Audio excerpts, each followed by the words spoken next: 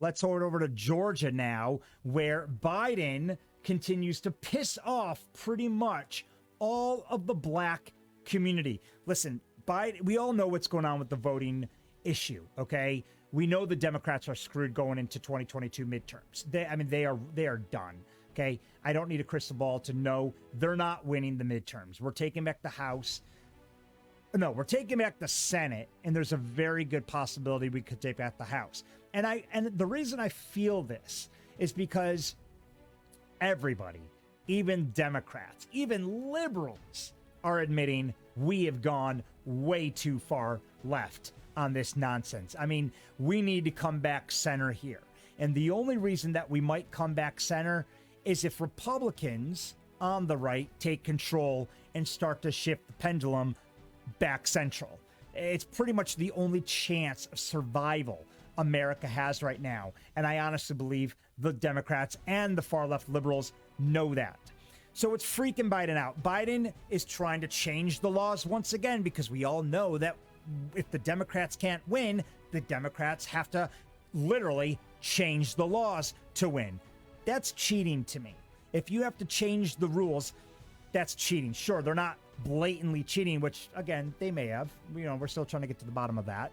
But changing the laws to win is good enough for me. That's good enough for me to accuse the Democrats of cheating. So they're trying to do it in Georgia. Believe it or not, people, Delaware, Biden's home state, has stricter laws than Georgia. Why don't we see Biden in Delaware? Jersey has stricter laws than Georgia. Why don't we see Biden touring New Jersey and Delaware and half of the other 50 states that have stricter laws, voting laws, than Georgia? It's because Biden doesn't give a shit about voting laws. He can freaking care less. All Biden cares about is Georgia. Biden doesn't care about the black community.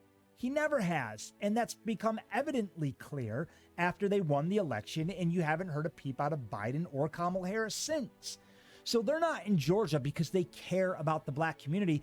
They're in Georgia because they need the battleground state for the midterms. That's the only reason they care about Georgia. So they care about the vote in Georgia, not Georgians. And Stacey Abrams even knows it, which is why yesterday, when Biden and Kamala Harris went down to give their stupid, ridiculous speech in front of the Martin Luther King monument, which was a joke, Stacey Abrams didn't show up due to a scheduling conflict. We all know why Stacey Abrams is not or does not want anything to do with Biden, because the black community knows Biden and Kamala Harris and Pelosi and Chuck Schumer are all full of shit. And they don't want to be associated with these people anymore because it's doing more damage to these black congresswomen and men and senators than it is helping at this point. Just like a lot of people tried or decided lately, Republicans at least, to distance themselves from Trump, Democrats are doing the same thing to Biden. They wanted nothing to do with it. Even Sharpton said president's emotionally charged address didn't seem like one intended to win support for sweeping Democratic election legislation. Even Al Sharpton knows it at this point, that he even accused virtual virtue signaling. Al Sharpton knocks Biden's voting address as "you're going to hell" speech. Okay? That's it. Game over for Joe Biden, people. I'm really glad to see the black community wake up to the nonsense. I've had a real hard time with BLM. I slammed BLM over and over again, constantly during the riots, because I didn't agree with how the movement was behaving. I've always agreed with the movement. Okay, I mean, who could not? You'd have to be an absolute monster to not want to support the black community. Not to mention, you'd have to be racist. So I attacked Black Lives Matter a lot because I saw them not just protesting, but rioting. I saw what they were doing to these American cities. I saw them looting. I was like, this is just an excuse for you guys to act like absolute assholes and get away with it. The black community, however, is a different story. I feel like we're finally coming together again. I feel like we're finally ready to work with each other, black people and white people. And by finally, I don't mean after 60 years. I mean finally post the 2020 election, because the Democrats have done so much damage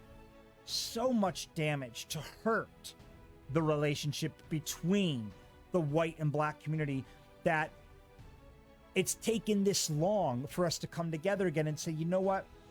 Maybe we should join forces and go up against the very party that's been suppressing you for 50, 60, 70 years. And I've been saying this since the beginning. I said, guys, no, we have it all wrong.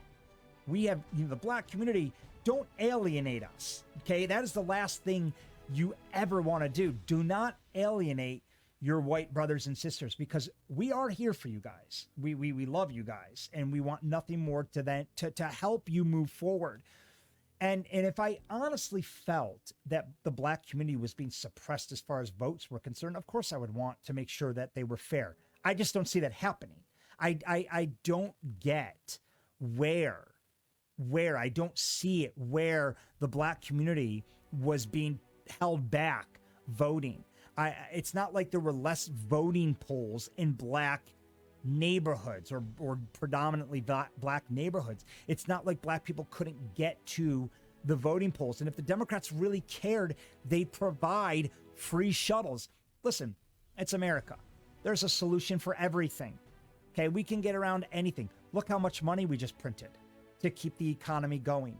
We have leveraged this economy for decades now, propped it up on false leverage. The economy is a freaking house of cards. The second that we pull the plug on supporting it or leveraging it, at this point, we're screwed. Great recession.